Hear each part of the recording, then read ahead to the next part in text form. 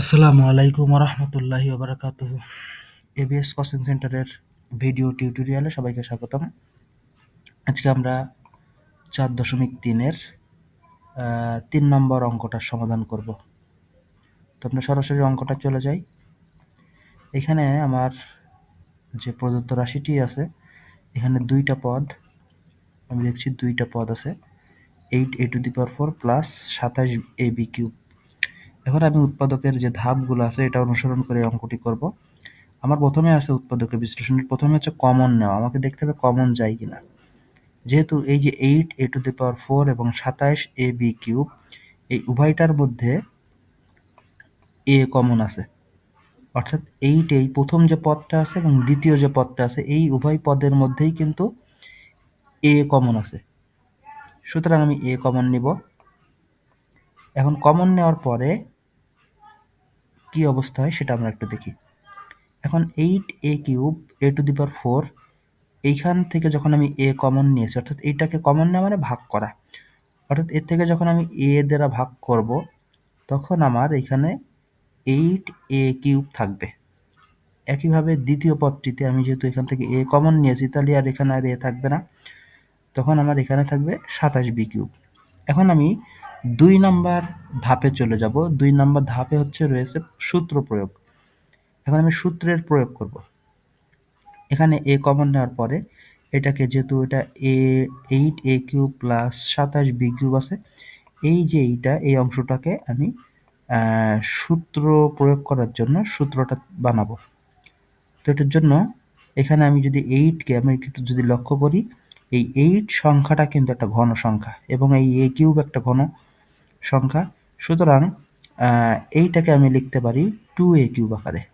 এখন এই যে এটাকে আপনি কিভাবে এই 2a³ হয় আপনি যদি একটু খেয়াল করেন, এখানে আমি যদি লিখি এই যে 2 ইন্টু 2 ইন্টু 2 এভাবে যদি লিখি তাহলে এটা লিখলে হয় সমান সমান 8। যেহেতু এখানে তিনটা 2 গুণ আকারে আছে, এটাকে আমি লিখতে পারি 2³ আকারে। তো আশা করি বুঝতে পেরেছেন। একইভাবে 27b³ অর্থাৎ 3কে যদি 3 বার গুণ আকারে লিখি তাহলে সেটা 27 হয়, এবং যখন এরকম 3টা গুণ আকারে যখন কোনো কিছু থাকবে তখন সেটাকে আমি কিউব আকারে লিখতে পারবো। ঠিক আছে, যেমন এই যে 3 ইন্টু 3 এইটাকে যদি আমি এভাবে লিখি এটাকে আমি 3³ আকারে লিখতে পারি। ঠিক আছে, এবং যেহেতু এখানে এই যে 2³ এবং এখানে যেহেতু a³ ছিল আমার প্রথম পদটাতে, আমি এই উভয়ের পরে যেহেতু একই ঘন সংখ্যা, একই পাওয়ার বা সূচক আছে, এটাকে আমি এইভাবে করে লিখতে পারি। তখন 2a⁴ এটাকে তখন এইভাবে লেখা যায়। ঠিক আছে, এইভাবে থাকলে এইভাবে লেখা যায়। তো আমি এভাবে করে লিখলাম।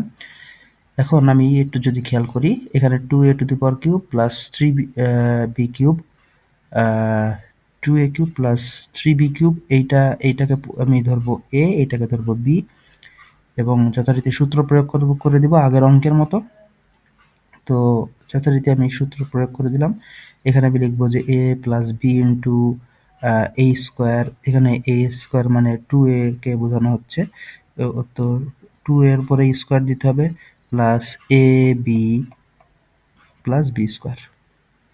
তো এইটা লেখার পরে পরবর্তীতে আমি যেটা করব, এই যে স্কোয়ার যেটা আছে এইগুলাকে গুণ করে দিব।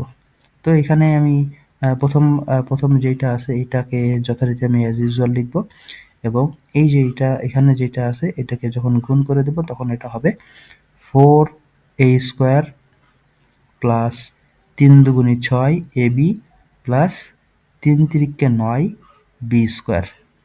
তো আশা করি অঙ্কটি বুঝতে পেরেছেন। কোনো জায়গায় বুঝতে না পারলে আমাদের কাছে প্রশ্ন করবেন কমেন্টে, ইনশাল্লাহ উত্তর করে দেব।